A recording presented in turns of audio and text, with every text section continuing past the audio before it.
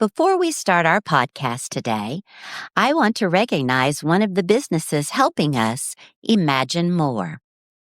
Well-being, well-doing, well-maker. That's not just her motto, it's her mission.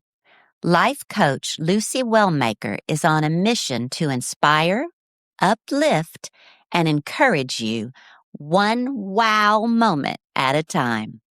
Subscribe to her wow moments at lucywellmaker.com and get a free Wheel of Life, a powerful tool to help you create a more centered life. And now back to our podcast. Imagine more stories that soar, business, life, and so much more. Laughs, lessons, and local delight. It's the podcast that feels just right. It's the Imagine More podcast.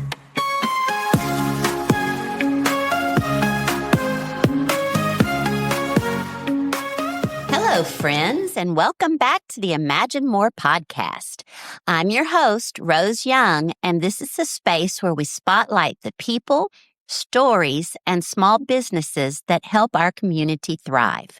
Today's guest brings intention and care into everything he does. Jon Baker is a veteran, a family man, the owner of Pineland Inspections, and he's also a knife maker. I looked that up, Jon. Knife making is a craft that requires patience, precision, and respect for materials. It's about understanding that small details matter. Those same qualities show up in how Jon approaches his work and how he serves families here in Moore County. After 20 years of military service, Jon stepped into a second chapter rooted in service, clarity, and education. Today, we'll talk about what motivates him, how his background shapes his work, and what homeowners, veterans, and future business owners can learn from his journey. Jon, welcome. I'm glad you're here. Hey, good morning, Rose. Thank you so much for having me. Before we talk about business, I'd love to talk a little bit about you. You spend part of your free time making knives? What drew you to knife making, and what do you enjoy most about working with your hands in that way? Sure. Yeah, I've always liked working with my hands. Growing up around construction and then being in the military, I just enjoyed building things that actually serve a purpose. Knife making is kind of my way to slow down and focus, get back to the roots. There's something satisfying about starting with, the raw materials and turning that into something useful and then ultimately giving it to my friends. Oh, really? Do you make like steak knives and... Yeah, they started off as like hunting knives and, military multi-purpose knives that I, could, my teammates would find useful.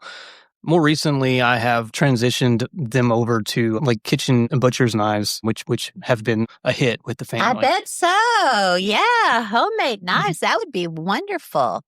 What really motivates you beyond running a business? Oh, that's an easy one. That's my family for sure. My faith too.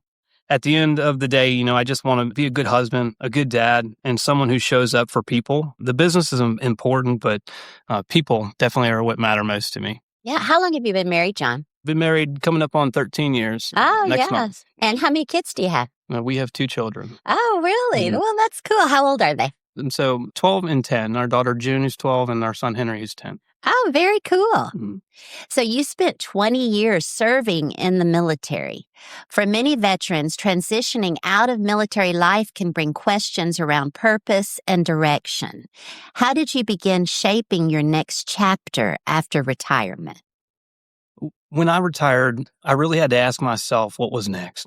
I still wanted to serve, just in a different way in the civilian sector. Home inspections kept coming back and felt like a good fit. I get to help families stay detail-oriented with the analytical work and hands-on approach and still, have the ability, in essence, to protect people, just in a different sense.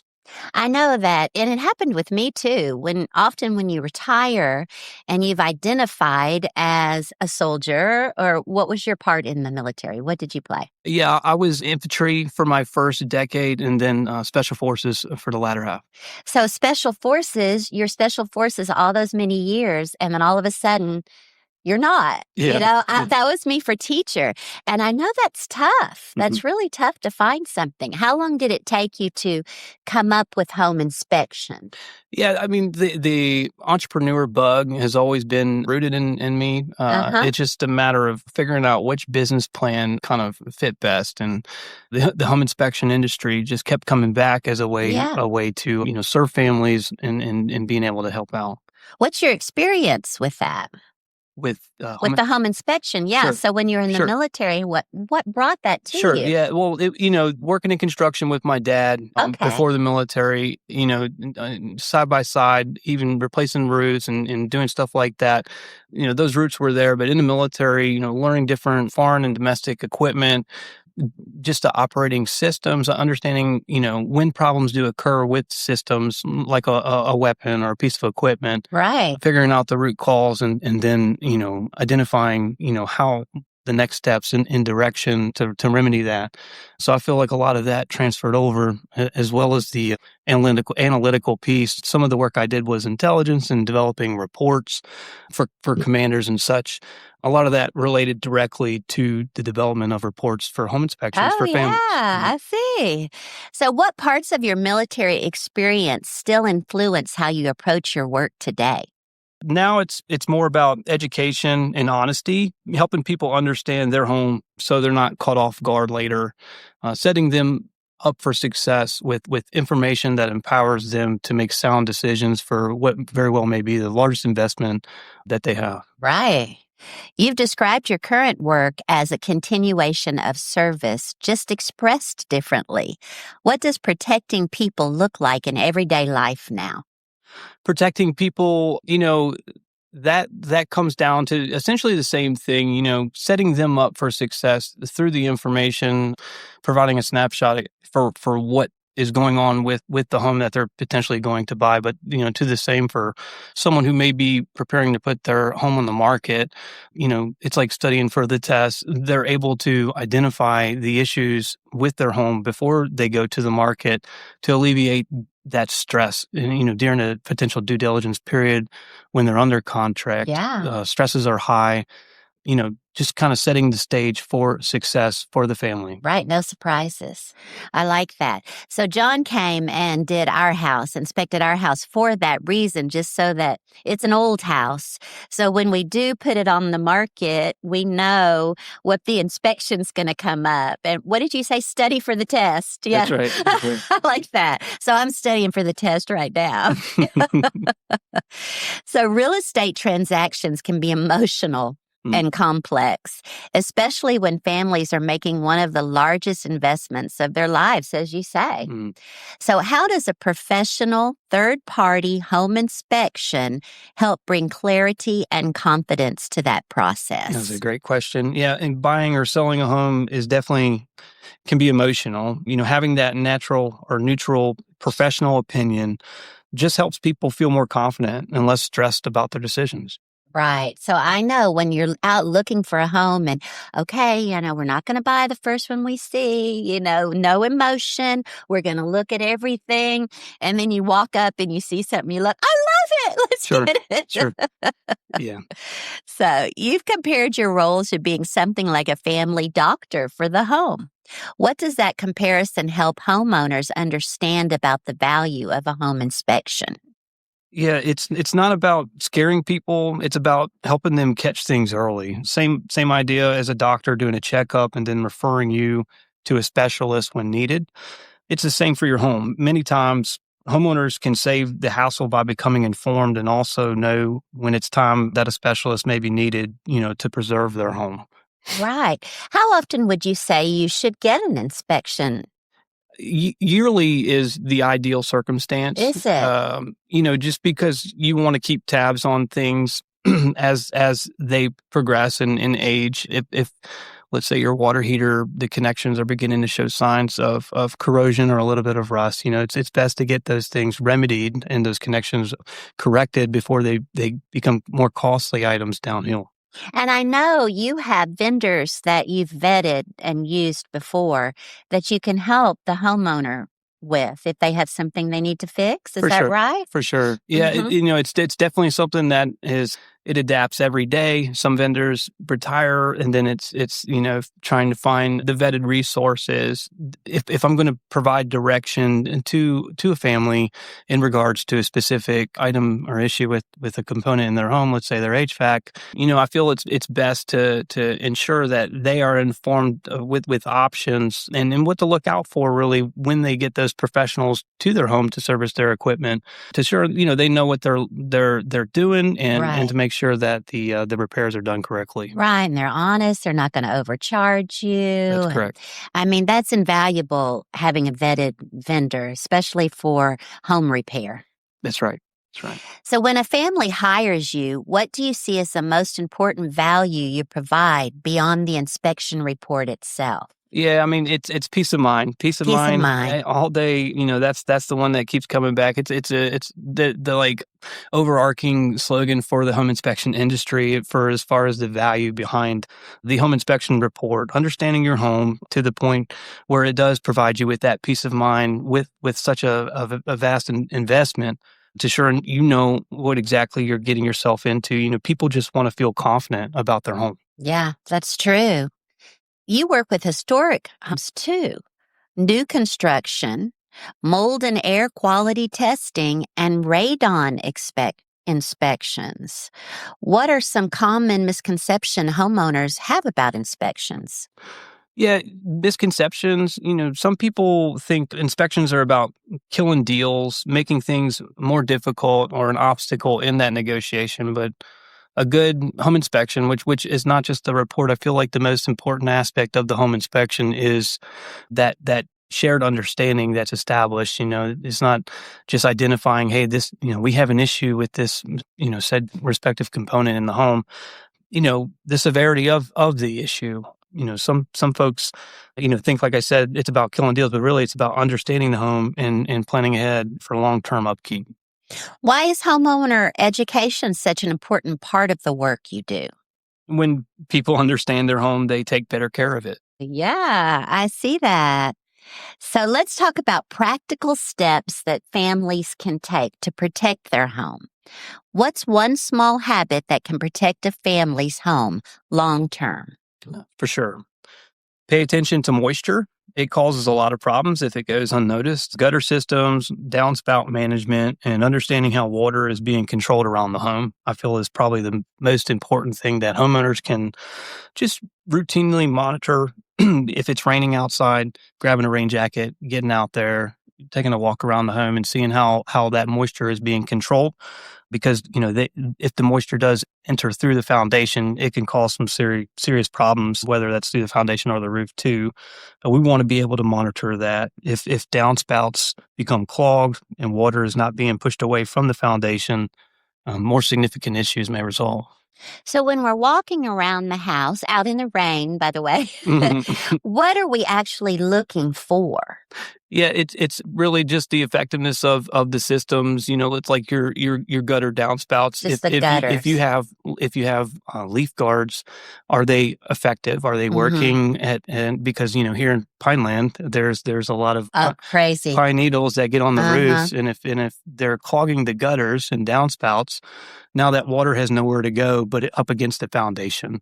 And then, when I do, the inspection of the crawl space, it's efflorescence that you'll typically see, which is it's the mineral salt that's collected as it's passing through the cement blocks of the foundation wall. And it's just collecting those salts, and when it dries, it leaves that salt residue. And all that is just an indicator that moisture is penetrating the foundation. Okay. And, I'll typically see it in the corners where there's a downspout. I can't definitively confirm that it's a clogged gutter, but there's an assumption there Something. that may take place. If there's significant buildup or the corrugated material that goes into the ground, where I can't confirm where the downspout is where it terminates, where the water's coming out.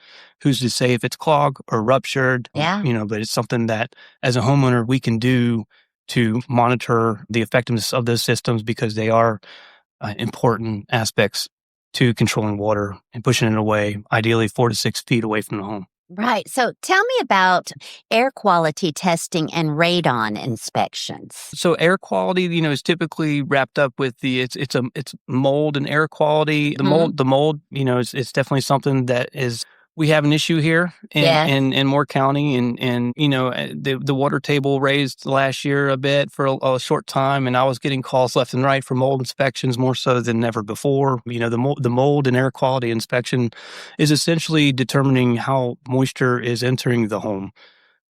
Mold spores are everywhere. Microbial growth, for it to become the impactful mold, which can destroy components of your home, that it needs moisture to grow. So the largest part of the mold and air quality inspection is the moisture intrusion. It's back to the moisture. Yeah. And because without the moisture, mold spores are in everybody's home. It needs that moisture to grow. So, we get in there and figure out the source of the mold growth. And then to the same, there's a lab certified air sample testing that we can do, whether it's in an area that the client wants to get tested specifically because there's a problem in that area, or it's the HVAC ducts. Sometimes we'll get down and set up an air sample over the where the air comes out of your duct work into the home, and kind of agitate that duct work. So if there is any mold or microbial like growth in that system, we're able to capture that and send it off to the lab and get a certified lab analysis to help the family determine whether it's a benign type of mold that hasn't been attributed to causing health-related concerns. But, to be clear with that, as a home inspector, health-related concerns are not really in my wheelhouse. It's just really the impacts to the home specifically. Right. So I know we all know to be fearful of the black mold, but I mean, if we see mold on our walls or whatever, should we just, bleach it off, or what do you think we should do? Yes. If we see some kind of mold in our house. So bleach is, it's I would say the probably one of the worst things I feel you can do. Is it really? Yeah, I think it's another misconception. There's a misconception. Yeah, so it's really to get it tested and let's determine what type of mold it is and determine if it's kind of the harmful type or the benign type, and then having if it is a remediation that's needed, cleaning it with the appropriate material, and depending on how bad the mold problem is, to ensure that you do have that clean canvas after the moisture intrusion issue, if that's what it is, has been identified and remedied, so that the homeowner can monitor more effectively moving forward. I want to take a moment here to pause for our listeners. If this episode is inspiring you, I invite you to share it, subscribe, and leave a review. Your support helps amplify local voices and strengthen our business community. And of course, none of this happens alone. I'm grateful for the sponsors who invest in this platform and in Moore County. Let's take a moment to recognize them. Here's some of the businesses helping us imagine more. Leadership doesn't fail because people don't care. It fails when people aren't equipped. At Leadership Coaching Associates, partners Maria Carlton and Kathy Stoddard-Torrey help organizations grow leaders who are confident, capable, and ready for what's next. With over 30 years of experience, they provide leadership development, individual and group coaching, customized training, and consulting designed specifically for your organization. If your team is ready to lead with clarity and impact, reach out today. Call or email Leadership Coaching Associates. Contact details are in the podcast description. Serving the Sandhills and beyond, Alarm Technologies installs and services security systems, camera systems, and fire alarms for homes and businesses across North Carolina. What makes them stand out? custom solutions. From setting up an in-home announcement when guests arrive to monitoring water systems and temperature for animals. They love tackling the unique projects that make your property smarter and safer. If you're ready to protect what matters most or create a system built specifically for your needs, connect with Alarm Technologies today. You'll find their contact information in the podcast description.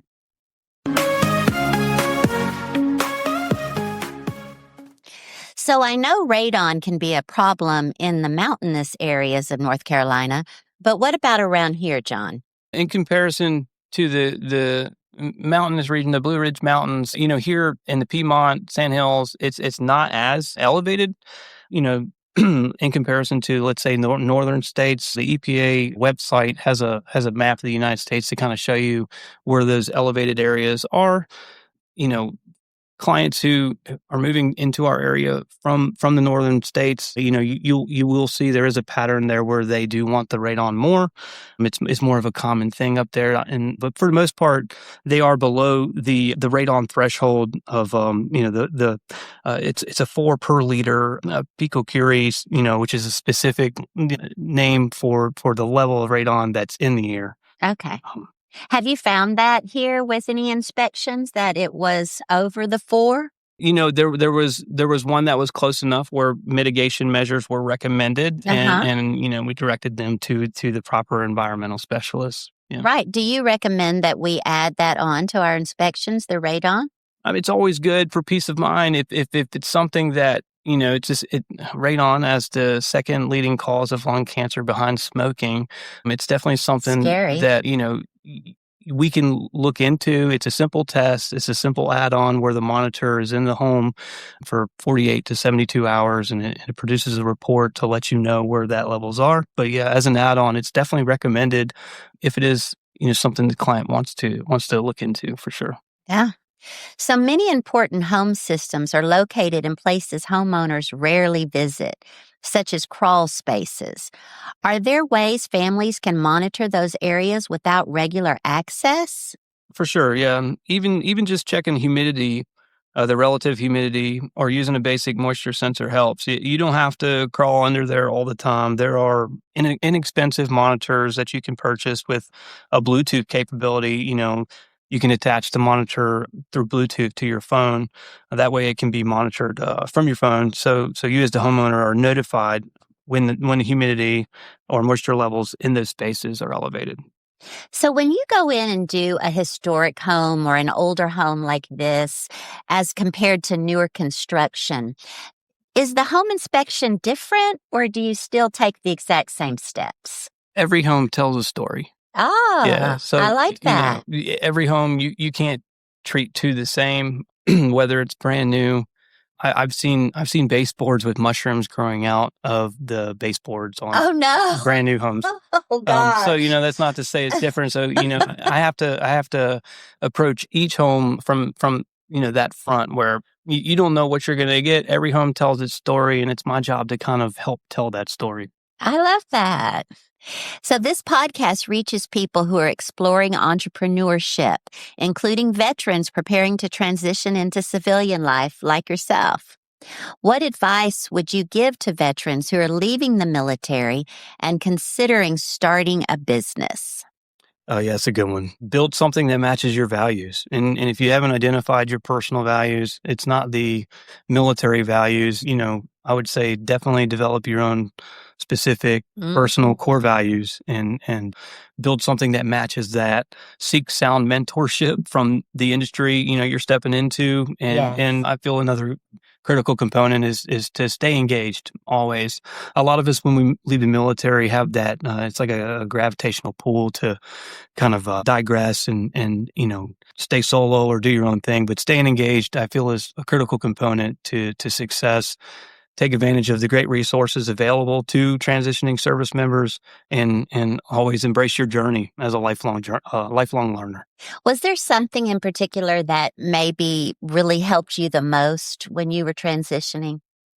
Some of the resources, there were some transitioning programs I attended that really kind of helped me define my why. in my purpose and Yeah. develop those core values or refine them, to the point where you feel confident stepping into the civilian sector. It's still an ongoing journey, and I feel like Yeah. it's a worthy journey. But yeah, as a lifelong learner, I feel I have to remind myself of that, you know, to keep moving forward and staying Keep engaged. moving forward, Mhm. stay engaged.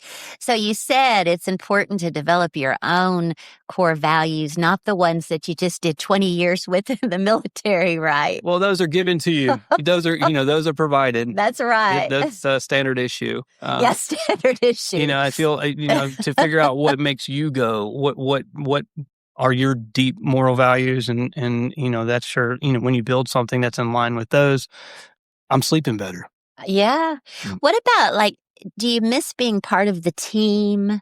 For sure. Mm-hmm. For sure, yeah, it is the team dynamics that are missed the most. Uh-huh. Fortunately, with technology today, we're able to stay connected more so than decades before, That's which I'm right. super grateful for. So what has been one of the biggest adjustments for you as a business owner? Wearing all the hats: Mm. inspector, marketer, scheduler, everything. Yeah, there's a lot of hats, aren't there? Are you a one-man show? Do you have any help? No, it's just me currently. My wife does help me, but she's a full-time teacher, and in this season, yeah, it's just me. Yeah. And are you loving it, John? I am. Yeah, Yeah. so far so good. It's been really good to, and every day is something different, and when you're out there helping families, and you can kind of get that feedback from the families, the drive home is you can find me smiling. Yeah. Oh. Mhm.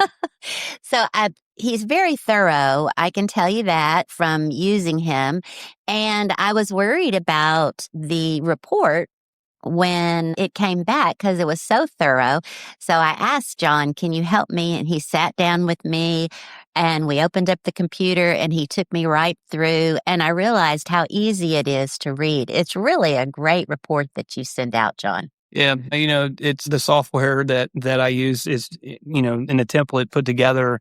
It's designed to be easy to follow, easy to use. It is intimidated. All home inspection reports can be intimidating when you first click, I was scared the to open. look. Yeah, but I feel like that's where the shared understanding, and that's the most important part of that process is to understand how to navigate to get the information that you need from the report, so that Right. way it's not overwhelming. So if I'm going to sell my house, how far in advance would you say I should get a home inspection? So what do you call it? Not do your homework. What do you say? Is it the pre-listing inspection you're talking about? Yes. So a pre-listing inspection. How far in advance should I have one of those before I put my house up on the market? I don't think there's an ideal time. I think sooner, is better than latter, like coming close. If you plan on putting your house on the market the following month, and I feel like there's definitely still some value with the pre-listing inspection Uh-huh. because you're going to know, for the most part, what that buyer's inspection is going to find. Right. And you're able to remedy small things, but also, kind of develop a list of things that, hey, I'm willing to kind of negotiate on, or it's simply it is as is. Now, is the pre-listing inspection the same as a regular home inspection? It is, yes. Mhm. Mhm. Okay. So there'll be no surprises when they hire their home inspector and come in. Yeah. I mean, They make an offer. not to say there's not going to be any. There is the margin of human error is always there. I'm going to miss Mhm. stuff. The buyer's inspector is going to miss stuff. The idea is to look at the home from the holistic approach, and look at all the different systems that are required from the home inspection standards of practice, and ensure that you are informed as much as possible, and you're doing your due diligence to follow through and ensure that the home is cared for. And I feel like that speaks volumes. If a buyer is to come in and they catch wind that, hey, the seller did a pre-listing inspection and tried to do everything that they could prior to putting the home on the market, I feel that speaks volumes. Yeah. So now it's time for our quick fire round. First response that comes to mind. Okay. Don't think about it too much. Okay. Morning person or night owl? Morning person. One tool you rely on most at work? At work. Flashlight. Flashlight, Yeah. really? I mean, that's, Not without your it, I can't drone. really I see. thought you were going to say your drone. Well, I mean, the drone's good. I use that on the wrist. We can't walk. Uh-huh. But yeah, the The flashlight. flashlight. Sure. Okay. One home issue people overlook too often. Moisture. Favorite way to unwind. Family time. Knife making or guitar? More recently, guitar. Really? Sure. So are you an aficionado on the guitar or are you just learning? No, I've been playing my whole life, but Have you? I don't know how to read music. It's really just off of sound and stuff that I like to Playing play. by ear? Yeah. What kind of music? For the guitar specifically, it can be anything from country to heavy metal. Do you pick it or do you strum it? A little bit of both. A little bit of both. Do you sing along? When no one's around. Yeah. Best advice you've ever received? God's strength shows up when we're weak. And, that's definitely been true in my life. Ah, nice. Nice. What does home mean to you? Home is where the family feels safe. The family feels safe. Mhm. That's lovely. All right. So before we move toward closing, I want to pause here for a moment. The answers Jon just shared reflect the values behind his work, attention to detail, thoughtful preparation, and confidence built through knowledge. That's exactly what families experience when they work with Pineland Home Inspections. I write a jingle for every guest that comes as a thank you for coming. So, Jon, here's your jingle. Knowledge brings confidence. Confidence brings peace of mind. Clear guidance, honest care, protection you can trust. Pineland Inspections, because your home matters most. I may have to get that off of you. Yeah. That's really good. Yeah. Thank you, Jon. Now, is there one piece of advice that you would like to leave us with for maybe entrepreneurs, maybe military people transitioning, maybe just for someone thinking about a home inspection? Through the transitioning out of the military, I feel, learning how to slow down effectively and kind of pivot into the civilian sector, it's not easy. Even if you think it is going to be easy, I thought I had everything figured out with my business plan, but still I'm learning each and every day.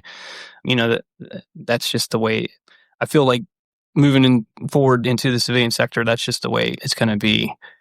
Redo that one. Okay. Whenever you're ready, I'm not going to re-ask the question. You just say it again. Okay. Can you repeat the question? Oh, yeah. Just so I can get tuned into it. Okay. So, Jon, what was the question? Jon, would you like to leave our audience with one last thought? Maybe it's a veteran transitioning into civilian life, or maybe someone looking for a home inspection, or maybe an entrepreneur ready to start a business. What is one last thought you would like to leave us? Yeah, just kind of developing those core values. I feel, and if it's a home inspection, reach out and kind of, it's nothing to be scared of. Don't be intimidated, by the home inspection itself. It is intimidating. Yeah, but I think that's a misconception. Yeah. I feel like once the individuals kind of see the report and understand everything That's within the true. report, there's great peace that comes from it if it's done the right way. Great peace that comes through it. I like that. So for families who may be buying, selling, or caring for their home, how can families schedule a home inspection with you? Yeah, so it can be easily done through my website, pinelandinspections.com, or call or text, and I can book it for you. It's really simple to get on the books and get your home inspection done. What is your phone number, Jon? That's 910-992-9976, and that's for call or text. And email? It's pinelandhome@gmail.com. All right. And that will be in the podcast description. So you can check it out and get in touch with Jon. Do you do consultations, Jon, where maybe I'm thinking about having a home inspection, but I'm not sure? Yeah, there's definitely options for consultations. I it's like having the heart to help. And if you call me, there's been a lot of clients who've called me, and they may not be in a position because the lab certified costs for those samples for, like, let's say mold inspections, they're pricey. It's not cheap. Home inspections aren't cheap, but if it is something that I can help walk through over the phone as a consultation, it's something I love to do as long as I have the time to do it. Great. Jon, thank you for sharing your story, your experience, and the work you're doing for families here in Moore County. Today's conversation is a reminder that service doesn't end when one chapter closes. It evolves, shaped by values, skills, and a continued commitment to helping others make informed decisions. Thank you so much, Jon, for being here and all of your knowledge you shared today. It's my pleasure. Thank you. To our listeners, whether you're caring for a home, considering entrepreneurship, or navigating life after military service, I hope today's conversation offered clarity and encouragement. As always, thank you for listening. Thank you for supporting local. Keep imagining homes that protect the people inside them. Keep imagining purpose that carries forward into new chapters. And as always, keep imagining more. Imagine more stories that soar, business, life, and so much more. Laughs,